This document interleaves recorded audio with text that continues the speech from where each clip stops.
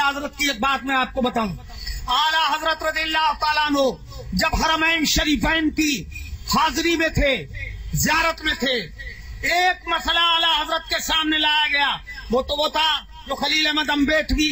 کے مقابلے میں اعلیٰ حضرت نے جب اس نے گڑبڑ وہاں کی تو اعلیٰ حضرت نے وہاں پر الدولۃ المکیہ لکھی تھی، اور شریف مکہ کے سامنے سے وہ بھاگا تھا خلیل احمد امبیٹوی۔ 8.5 گھنٹے میں اعلیٰ حضرت نے عربی میں الدولۃ المکیہ کتاب لکھی تھی۔ سبحان اللہ، سبحان اللہ۔ کتابوں کا ذخیرہ اعلیٰ حضرت لے کے نہیں گئے تھے، وہ تو ایک واقعہ وہ ہو گیا۔ ایک واقعہ یہ ہوا کہ ایک مسئلہ وہاں کے علماء میں، حرمین شریفین کے علماء میں یہ دائر تھا کہ نوٹ کو روپے کے بدلے میں بیچا جا سکتا ہے کہ نہیں۔ نوٹ کا مسئلہ یہ وہاں پر چل رہا تھا کہ درہم و دینار سے نوٹ کو بدلا جا سکتا ہے کہ نہیں، نوٹ کے بدلے میں درہم و دینار کو خریدا جا سکتا ہے کہ نہیں، روپے کے بدلے میں روپیہ بیچا جا سکتا ہے کہ نہیں بیچا جا سکتا ہے۔ یہ مسئلہ وہاں پر علماء کے درمیان کھڑا ہوا تو کوئی عالم اس سلسلے میں فتویٰ نہ دے سکا،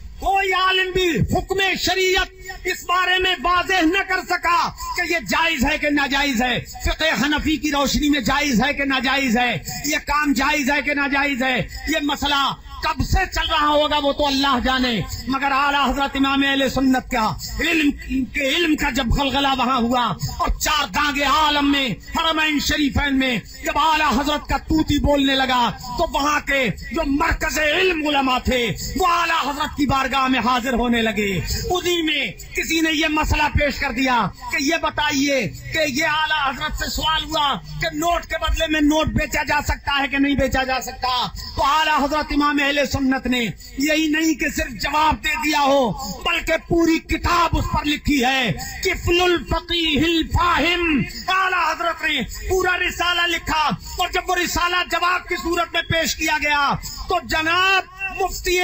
مکہ وہاں پر اپنی ران پہ ہاتھ مار کے یہ حیران رہ گئے اور بولے اینا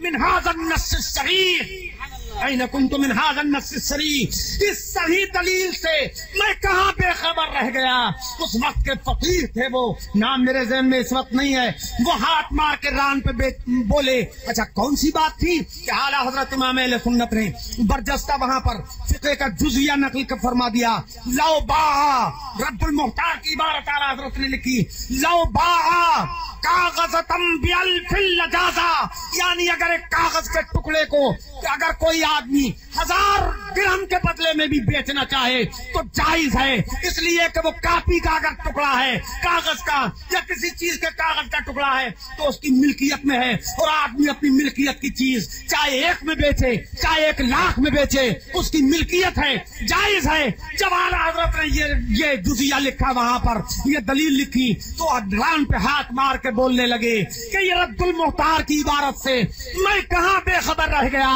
اور یہ اعلیٰ حضرت امام اہل سنت کی ذہن میں حاضر رہ گئے۔ یہ شان تھی اعلیٰ حضرت کی، تو پوری دنیا سے استفتے آتے تھے، اور اعلیٰ حضرت کی بارگاہ میں جب وہ استفتے آتے تھے تو اعلیٰ حضرت نے ان استفتوں کا اس فتویٰ گاہ کا جو وارث بنایا، حضور مفتی اعظم کو وارث بنایا۔ اب آپ سوچئے اس کی اہمیت کیا ہوگی، پوری دنیا کے سب سے بڑے مفتی تھے، وہ صرف مفتی اعظم ہند نہیں تھے بلکہ مفتی اعظم عالم تھے، اس لیے اس زمانے کے جتنے علماء تھے وہ حیران رہتے تھے، وہ حیران